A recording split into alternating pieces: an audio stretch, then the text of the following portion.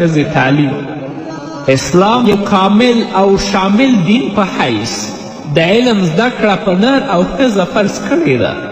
لکه د محمد رسول الله صلی الله علیه وسلم وینا هم دغه ده.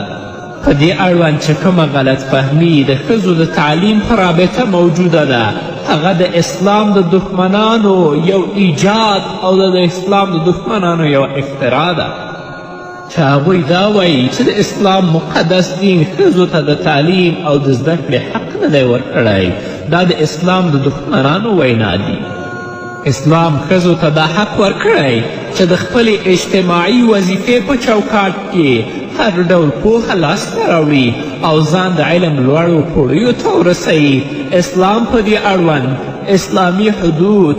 احکام، مقررات او التزاماتو ته توجه کول شرط ګرځولي چې ښځه دې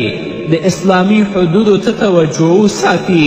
اسلامي احکاماتو، مقرراتو، التزاماتو ته توجه وکړي، بیا کولی شي